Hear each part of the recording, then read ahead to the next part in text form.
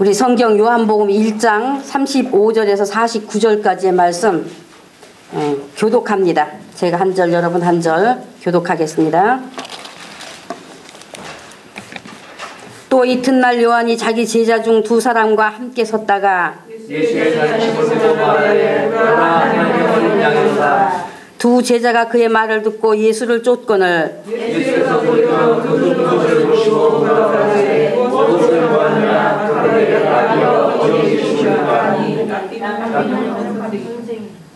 예수께서 가라사대 와보라.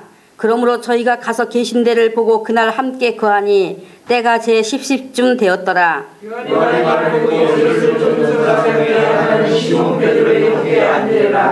그가 먼저 자기의 형제 시몬을 찾아 말하되 우리가 메시아를 만났다 하고, 메시아는 번역하면 그리스도라.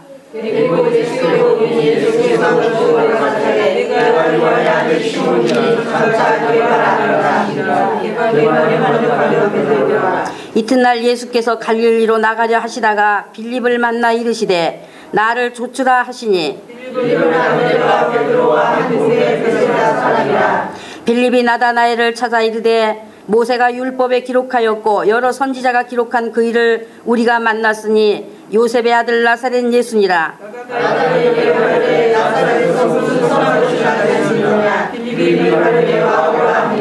예수께서 나다나엘이 자기에게 오는 것을 보시고 그를 가리켜 가라사대 보라, 이는 참 이스라엘 사람이라. 그 속에 간사한 것이 없도다. 나다나엘이 가로되 어떻게 나를 아시나이까? 예수께서 대답하여 가라사대 빌립이 너를 부르기 전에 내가 무엇하라고 알겠으되 고하노라. 우리 같이 읽습니다. 나다나엘이 대답하되 라삐여, 당신은 하나님의 아들이시요 당신은 이스라엘의 임금이로소이다. 아멘. 자, 오늘 이제 우리가 읽은 이 35절에서부터 보면은요, 요한이 자기 제자 중 두 사람과 함께 섰다가 예수의 다니심을 보고 말하되 보라, 하나님의 어린 양이로다. 두 제자가 그의 말을 듣고 예수를 쫓거늘 그랬어요. 그러니까 이제 요한의 제자로 따라다니던 두 사람이 40절에 보면은요, 요한의 말을 듣고 예수를 쫓는 두 사람 중에 하나는 시몬 베드로의 형제 안드레라 그랬어요. 그러니까 베드로의 형제 안드레하고 또 한 사람은 누구냐면 이 요한복음을 기록한 요한입니다. 요한.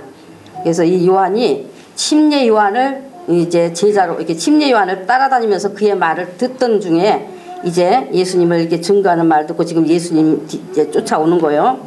그러니까 예수님이 뒤를 졸졸 따라오고 있는 두 사람을 보고 이제 무엇을 구하느냐라고 물어봅니다.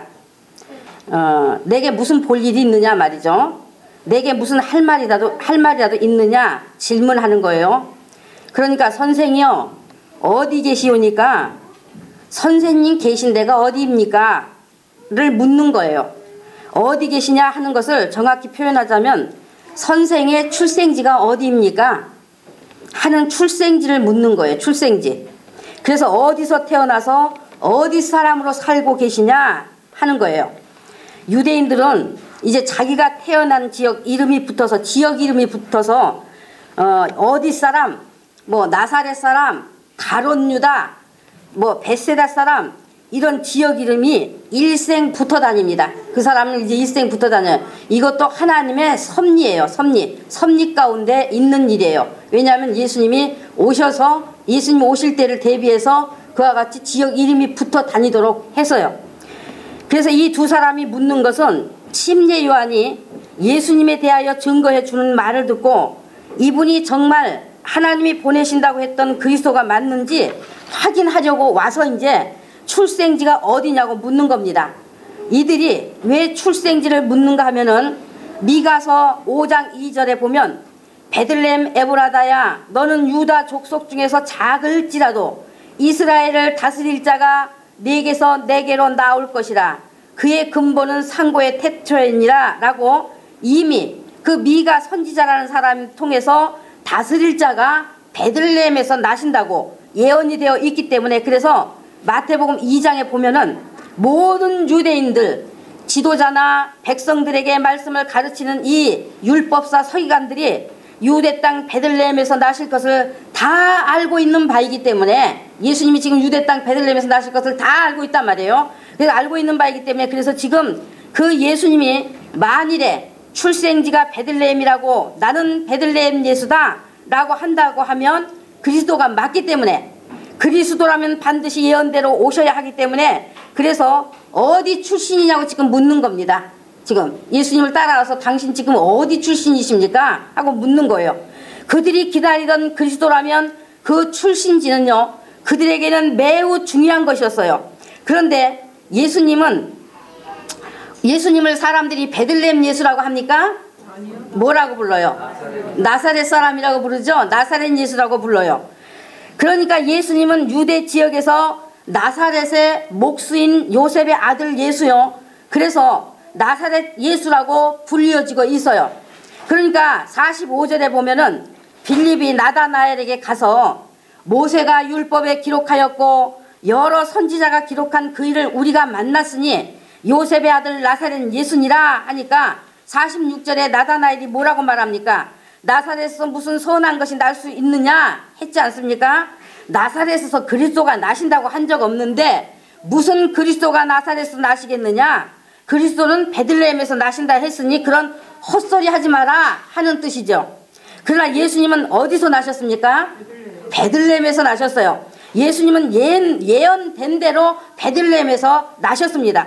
예수님이 베들레헴에서 나셨다는 것은, 베들레헴을 우리말로 해석을 하면 떡집이라는 말이에요. 떡집이라는 말. 떡집. 바로 생명의 떡으로 오시는 예수님을 의미해 주고 있는 뜻입니다. 그래서 예수님은 베들레헴, 즉 떡집에서 나셔야만이 그리스도이신 거예요. 누가복음 2장에 보면은 아기 예수님을 잉태한 마리아가 요셉과 나사렛에서 살고 있었는데, 요셉하고 나사렛에서 살고 있었는데, 출산 때가 가까워오는 시기에 로마 황제 가이사가 로마에 속한 모든 이제 사람들은 다 자기 고향에 가서 호족하라고 하는 명을 내렸어요. 그래서 마리아와 요셉의 고향이 유대 땅 베들레헴이기 때문에, 그래서 그 베들레헴인지 나사렛 동네 그 지형이 좀 이렇게 높은 곳에서 살다가 145km 정도 떨어진 고향 베들레헴으로 호적하러 올라갔습니다. 그래서 베들레헴에 도착하여 그곳 베들레헴에서 출생을 하셨고, 예수께서 아기 예수가 이제 베들레헴에서 출생을 하셨고, 그래서 법적으로는 베들레헴 출신이요 호적의 요셉과 마리아의 아들로 올려지게 되었어요. 그런데 마태복음 2장에 보면은 왕으로 나신 아기 예수님을 경배하기 위해서 찾아온 동방 박사들의 출현으로 인하여 그 소문이 헤롯 왕의 귀에 들어가게 되었어요. 헤롯 왕의 귀에 들어가 헤롯 왕이 자기 왕의 자리를 빼앗을 자가 나타난 줄로 알고 겁이 덜컥 나서 그때 태어난 아이부터 2살까지의 사내아이, 어린아이 사내아이는 비밀리에 다 죽이라고 군대에 명령을 내렸습니다. 그래서 천사가 요셉에게 아기 예수를 데리고 애굽으로 피하여 있으라 지시해 주어서 애굽으로 피난 가서 살다가 천사가 다시 요셉에게 현명하여 아기의 목숨을 찾던 헤롯이 죽었으니, 헤롯이 뭘로 죽었는지 알아요? 내장이 썩는 병으로 죽었어요. 내장이 썩는 병. 내장이 썩어가는 병. 썩어서 죽었어요. 그러니까 그 사람은 지옥에 가서도 그 내장이 계속 썩는 고통을 거기서 가서도 그대로 겪는 거예요. 그러니까 우리가 이 땅에서요, 정말 이제 뭐랄까, 우리가 겪은 그대로 이 지옥 가는 사람은 그대로 가서 겪을 것이고, 천국에 가면 그만큼 영광이 없어요. 천국에 가면 영광이 없는 거예요. 그러니까 내장이 썩는 병에, 이 헤롯 왕이라는 사람이 내장이 썩는 병에 걸려서 죽었어요. 그래서 이스라엘로 죽었으니, 그러니까 이스라엘로 올라가라 해서 요셉과 마리아가 예수님을 보시고 다시 모시고, 예수님을 모시고 다시 예전에 살던 나사렛 동네로 들어와 살게 되었어요. 그러니까 피신 기간이 몇 년 동안 걸렸다 해도, 한 2, 3년, 3, 4년 걸렸다 해도 어린아기 때부터 나사렛에서 장성할 때까지 사셨기 때문에 모든 사람들이 나사렛 사람으로 볼 수밖에는 없었습니다. 그런데 마태복음 2장 23절에 나사렛이란 동네에 와서 사니 이는 선지자로 하신 말씀에 나사렛 사람이라 칭하리라 하심을 이루려 하심이라고 말씀하고 있어요. 예수님을 바로 나사렛 사람이라고 칭하심을 얻기 위해서 그 말씀이 응했다라고 이렇게 말씀하고 있단 말이죠. 그러니까 예수님은 나사렛 사람으로 칭함을 받으셔야 했습니다.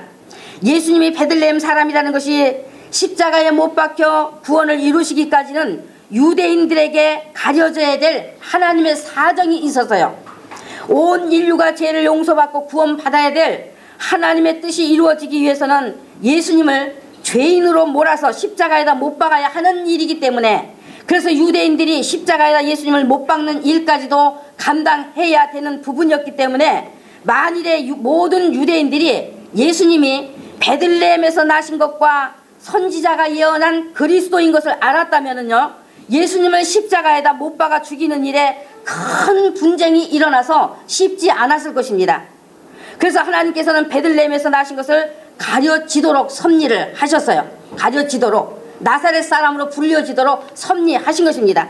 로마 황제에게 최초로 호정령을 내리도록 섭리하시고, 요셉과 임신한 마리아를 베들레헴으로 가게 하셔서 거기서 출산케 하시고 호적에 올리게 하셨으며, 그러니까 역사가 인간 역사도 인정하게 하신 뜻이었단 말이죠. 또 그 고향 베들레헴에서 머물러서 살 것 같으니까 베들레헴 사람으로 칭함받지 않게 하시기 위해 헤롯 왕을 피해 애굽으로 피신케 하시고, 곧 헤롯이 죽자 곧바로 다시 이스라엘로 올라와 나사렛이란 동네에 와서 머물도록 하시고, 사람들에게 목수 요셉의 아들이요 나사렛 사람으로, 나사렛 예수로 알도록 하신 것입니다.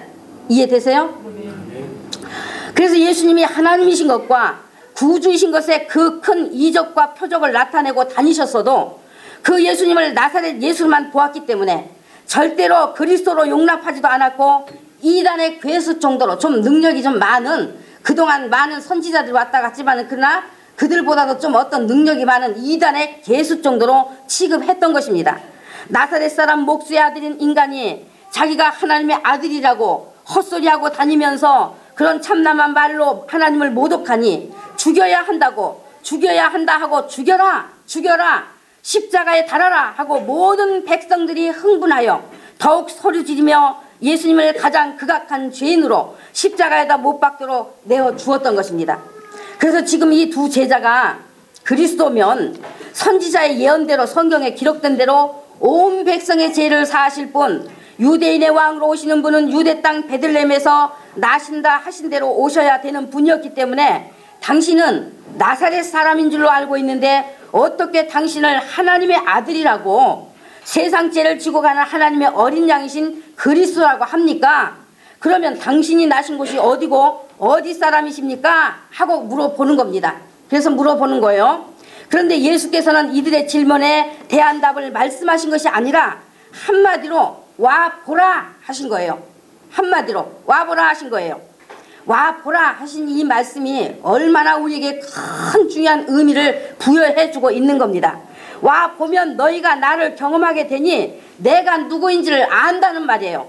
너희가 와보면 나사렛 예수가 누구인지, 즉 생명의 떡으로 오신 베들레헴 예수를 너희가 경험하게 될 테니 그 경험으로 알 수 있으니, 나를 알 수 있으니 와보라 하신 거예요. 네가 죄인으로 그 제사해 주실 분 그리스도를 기다렸다면, 그래서 내 출신지에 대해서 너희가 알고자 하면 와서 봐야 알 수 있으니 한마디로 와보라 하신 거예요.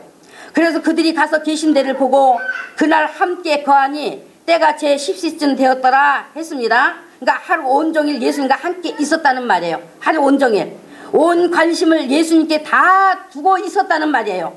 이분이 정말 베들레헴 예수님인가, 정말 제사에 주시기 위해 오신 그리스도이신가 하는 것을 집중하여 주의 깊게 계신 데를 가서 보았다는 말이에요. 여러분, 예수님 계신 데가 어디겠습니까? 기거하시는 집이라는 것입니까?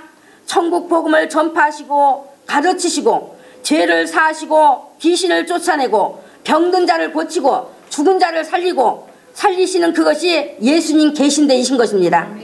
예수님은 하나님이시며 구세주로서 그 하나님의 나라의 일을 위해서 오셨기 때문에 하늘나라의 천국의 역사가 있는 곳이 바로 예수님이 계신 데인 것입니다. 예수님은 사람들에게 이 땅에 태어나신 날을 알고 그 날을 중히 여겨 지키는 날이 되기를 원하셨던 것이 아니라 사람들로 하여금 이 땅에 오신 그 예수님을 구주로 영접하여 경험하는 예수님이 되기를 원하셨어요. 마찬가지로 여기 두 제자들에게도 예수께서는 너희에게 중요한 것은 어디 계시냐 하는 그것이 아니라 생명의 떡으로 오신 그리스도 예수를 경험하는 것이라는 것을 말씀하는 거예요. 너희가 내게 와서 나를 경험하기만 하면 그때는 내가 베들레헴 예수인지 나사렛 예수인지 알게 된다고 하는 뜻이에요.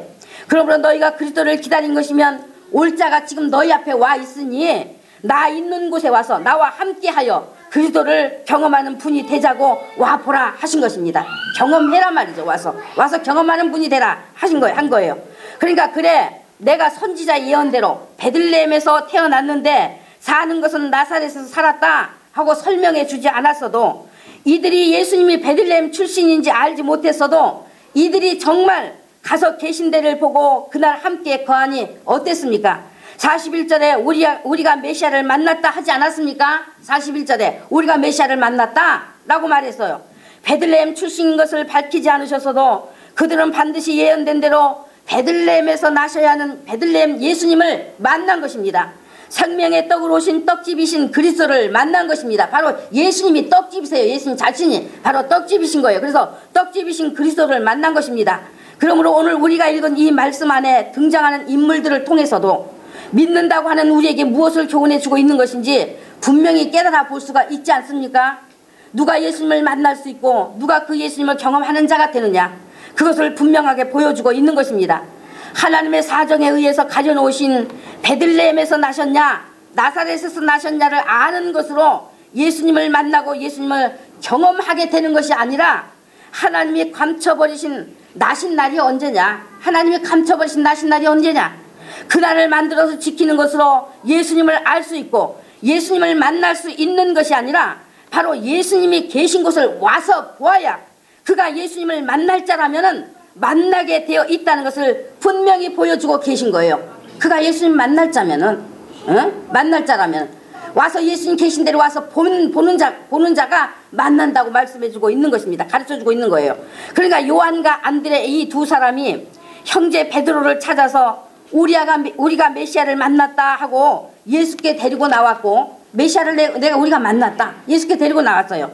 안드레와 베드로와 한 동네 사는 빌립이 예수님의 소식을 이들에게 전해 듣고 예수님을 만나고 싶은 마음으로 흥분되어 있는데, 그 빌립을 예수님이 지나시다 만나서 나를 쫓으라 하셨어요.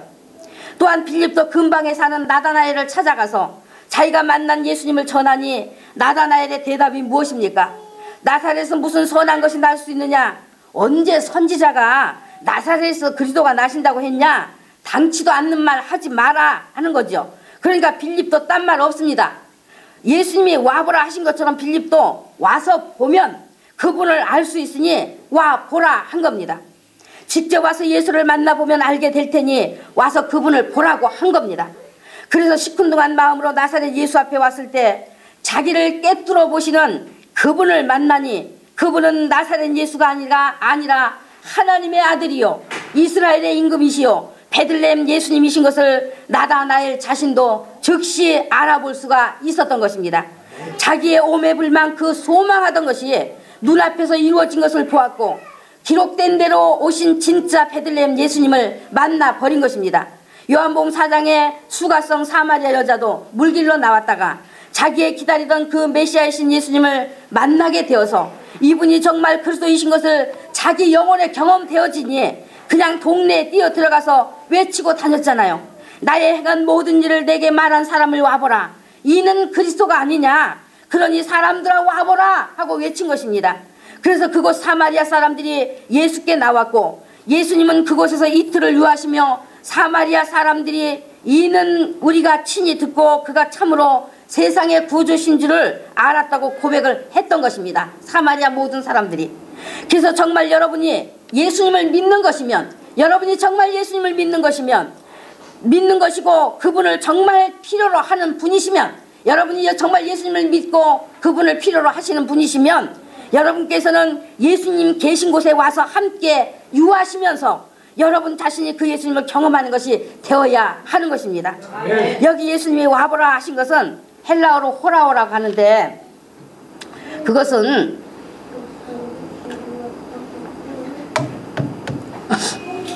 유심히 보다, 집중하여 보다 라는 뜻이에요. 예수님을 유심히 보다, 집중하여 보다라는 뜻이단 말이죠. 따라다니면서 그냥 구경꾼처럼 구경하는 것을 말하는 것이 아니고 예수님에게서 나타나는 것을 그대로, 예수님에게서 나타나는 것을 보고 그것을 그대로 자기의 경험으로 받아들여 예수님과 고락을 함께하는 자가 되어지는 것을 말하는 거예요. 예수님이 와보라 하신 뜻은 바로 이걸 말한 것이단 말이죠. 그러니까 예수님을 믿는다고 하는 것은 이러냐 저러냐 하는 논쟁들이 아닌 것입니다. 중요한 것은 예수님을 만나 경험하는 예수님이 되어야 하는 겁니다. 그래서 자기와 고락을 함께하는 분이 되어야 합니다.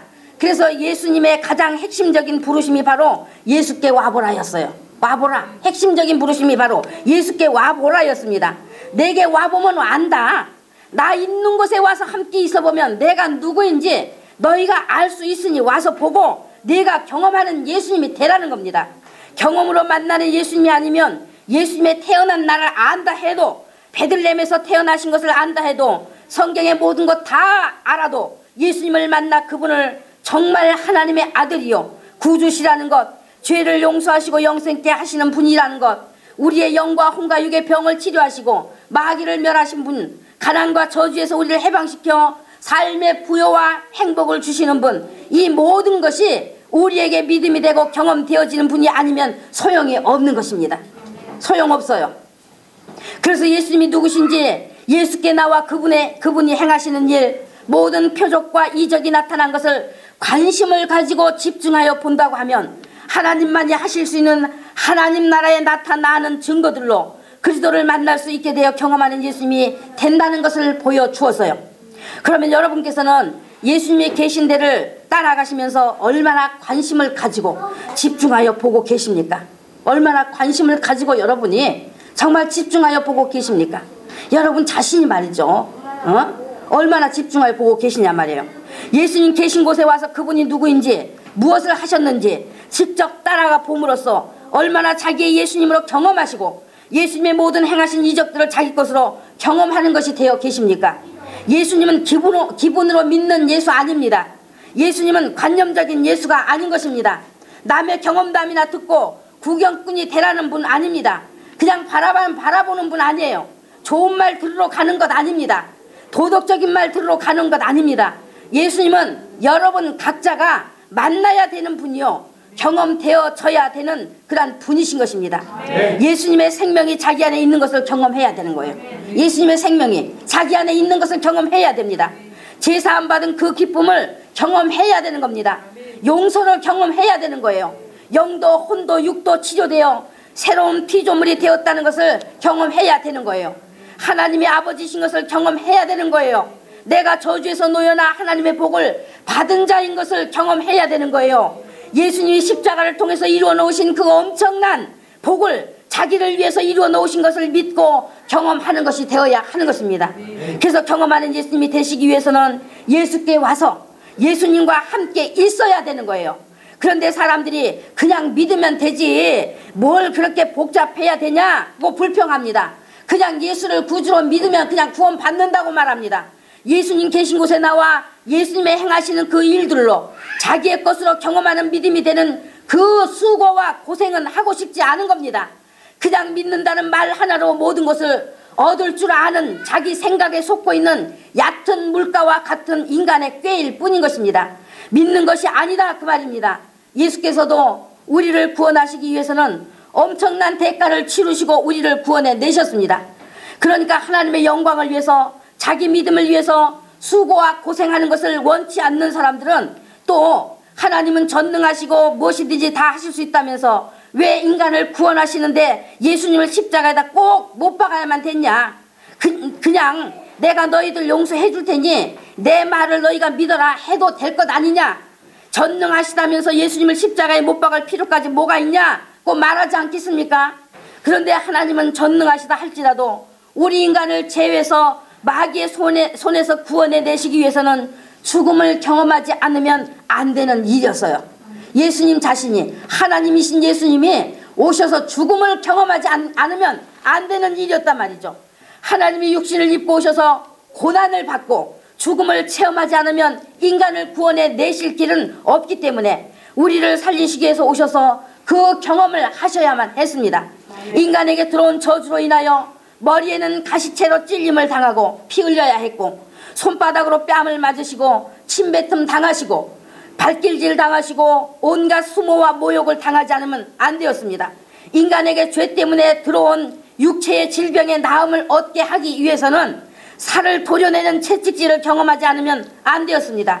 인간이 지은 죄로 인하여 영벌에 들어가 영원한 지옥의 뜨거운 고통을 겪어야 하는 것에서 구원해 내시기 위해서는 십자가 위에서 양손과 양발에 못 박혀서 피 흘리지 않으면, 아주 생명을 내놓아 버리지 않으면 안 되는 것이었습니다. 이와 같이 전능하신 하나님이라도 인간을 살려내기 위해서는, 아무리 전능하셔도 인간을 살려내기 위해서는 하나님께 버림받고 죄인으로 죽어야 하는 영적인 고통과 죄인인 인간에게 온갖 수모와 모욕을 당해야 하는 정신적인 고통, 가시에 찔리고 채찍에 맞고 십자가에 못 박혀야 하는 그 육체의 고통, 이렇게 영과 혼과 육체 전체가 이와 같은 고난의 경험을 하지 않으면 안 되었던 것입니다. 예수께서 안 되었단 말이죠.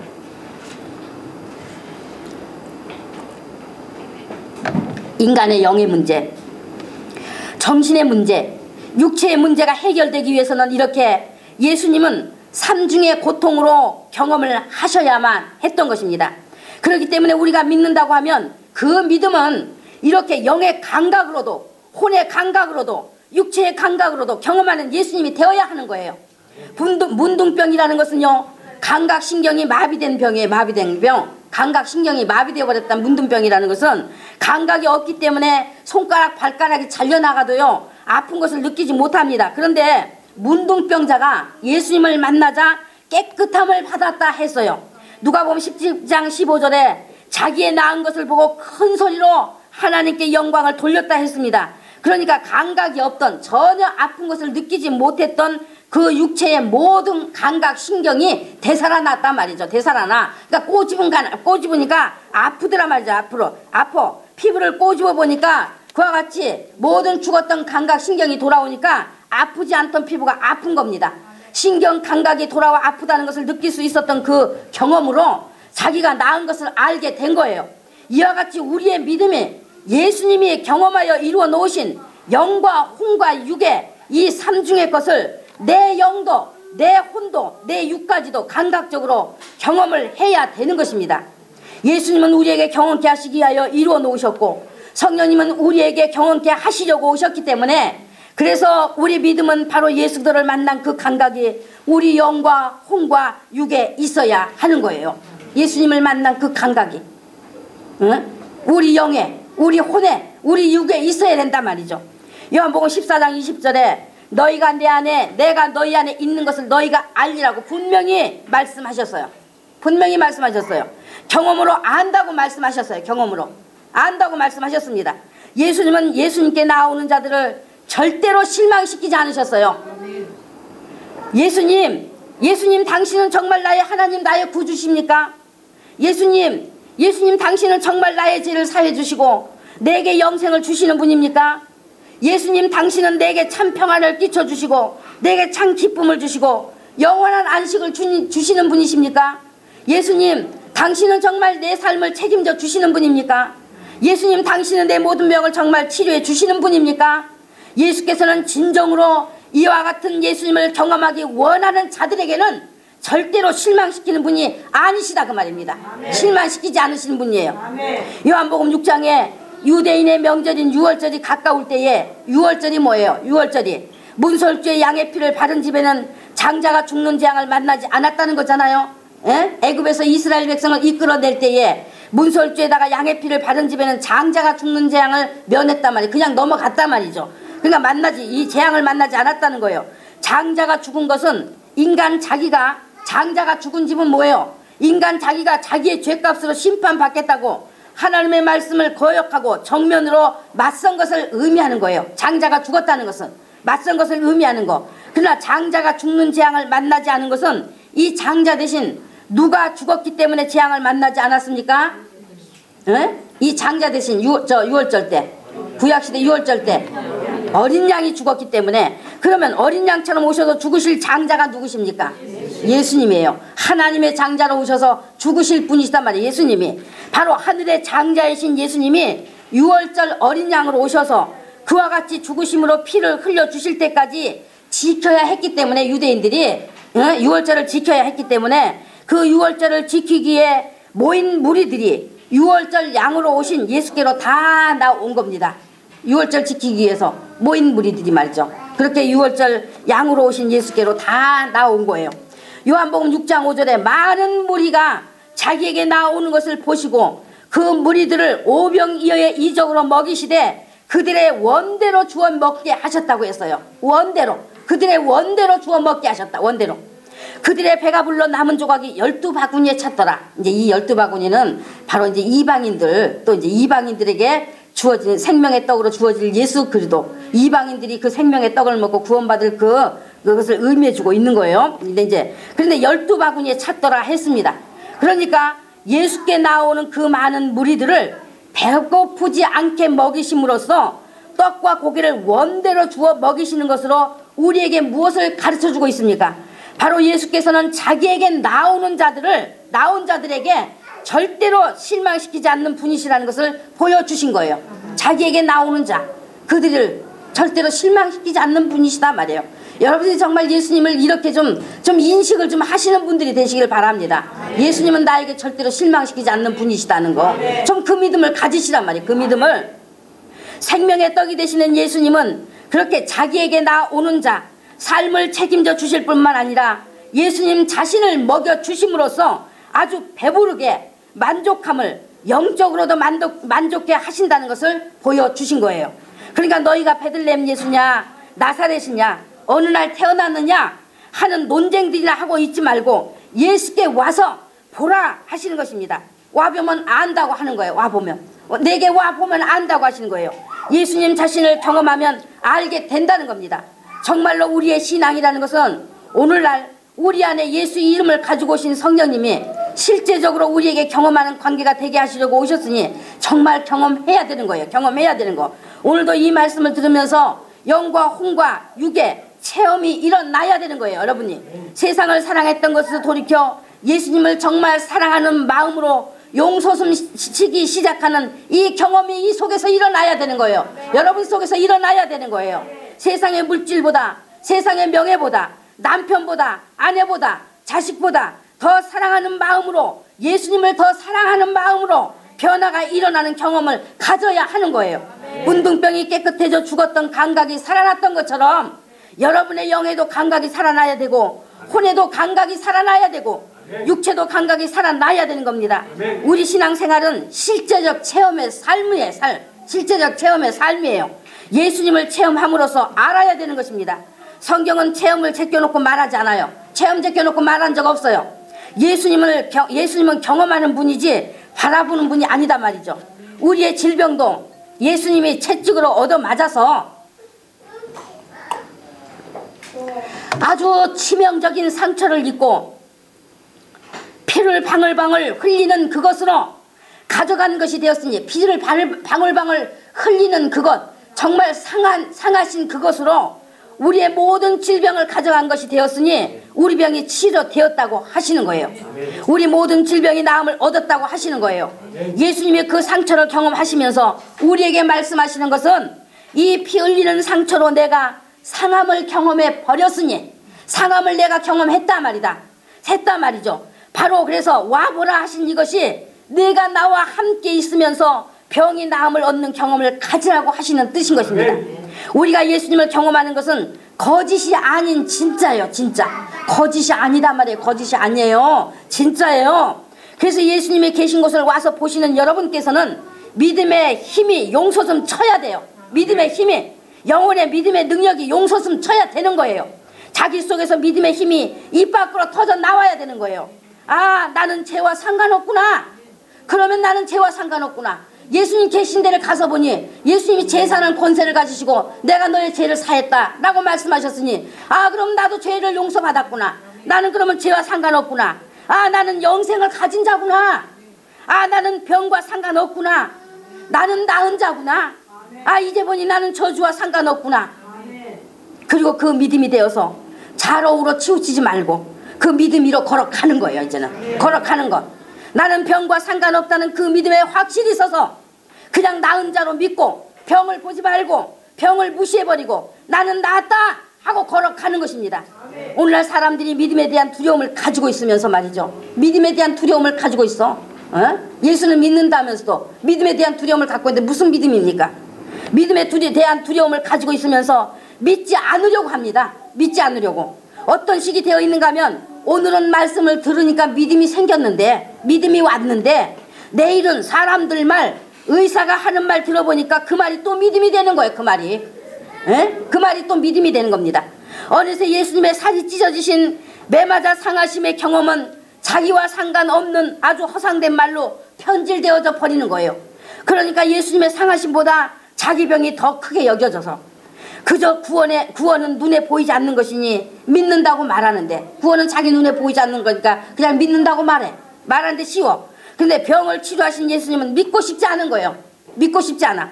우리가 기도하는 것보다 더 중요한 것은 바로 믿음인 거예요. 믿음. 기도 아무리 많이 해도 아무리 믿음 없으면 소용없어요. 기도한다 해도 그 사람이 믿음에 서 있지 않으면 그 기도는 헛된 기도일 뿐이에요. 우리가 왜 예수님을 경험하지 못하겠습니까? 믿지 않기 때문에.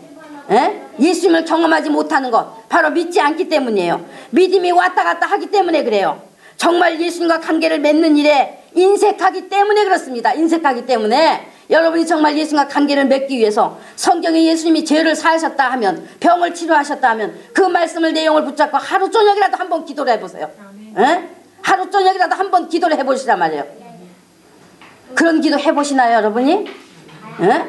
믿음에 대해서 얼마나 인색하십니까 여러분?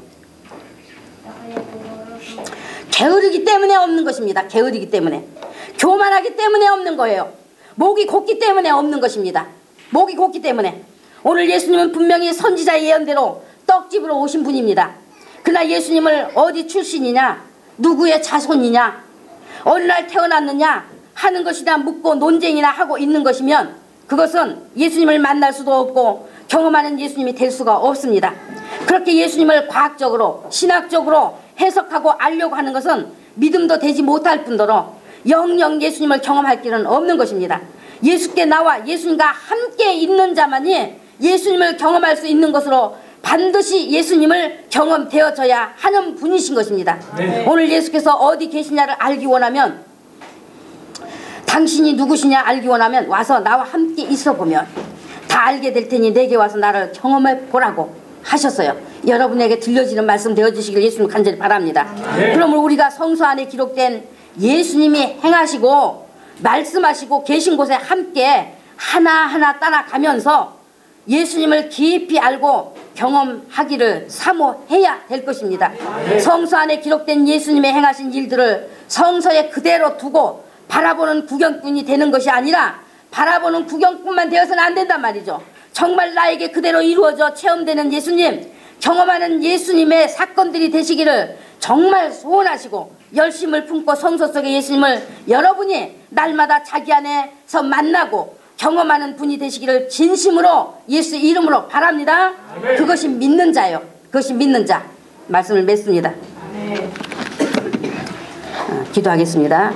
하나님 아버지, 오늘 정말로 이제 유대의 백성들은 베들레헴에서 이제 그리스도가 나신다고 예언된 대로 그와 같이 베들레헴에서 이제 나실 것을 기다려 왔습니다. 그리스도를 기다려 왔습니다. 그런데 침례 요한이 나사렛 예수를 보고 하나님의 아들이라고 증거하고 하나님의 어린 양으로 세상 죄를 지고 가는 하나님의 어린 양으로다 증거하는 말을 듣고 그의 제자 되었던 요한과 안드레가 이렇게 정말로 예수님께 와서 어디 계십니까? 당신은 어디 계십니까? 하고 물었을 때 예수님은 그에 대한 답변하지 않았습니다. 와 보라고 말씀하셨습니다. 하나님 아버지, 오늘 우리 예수님의 교회 성도들도 정말 이와 같이 와 보라는 그런 말씀에 온전히 붙잡히게 도와주시옵소서. 네. 아버지, 이들이 예수님이 계신 데를 가서 보고 아버지 하루 온전히 함께 있을 때에 그분이 정말 메시아라는 것을 만났던 것처럼 우리 예수님의 교회 성도들도 성서성에 기록된 예수님, 성서 속에서 정말 예수님이 무엇을 하셨는지, 예수님이 누구신지 확실히 자신을 보여주시고 나타내신 모든 표적과 이적을 통해서 정말 아버지여 예수님을 만나는 그러한 이적들이 저들 속에 있게 도와 주시옵시고, 정말 예수님을 알고 예수님을 경험하는 그러한 믿음들이 될 수 있도록 복을 내려 주시옵소서. 게으르지 않게 도와 주시옵소서. 아버지 예수 알기를 원하고 예수님과 정말로 온전히 하나 되어서 예수님을 날마다 경험하는 예수가 되기를 원하는 소원 가지고 열심을 품고 그 믿음을 위해 하나님 아버지 정말 아버지 하나님께 행하는 그런 믿음이 될 수 있도록 도와주시옵소서. 간절히 원하며 예수님의 이름으로 축복하고 기도드렸습니다. 아멘.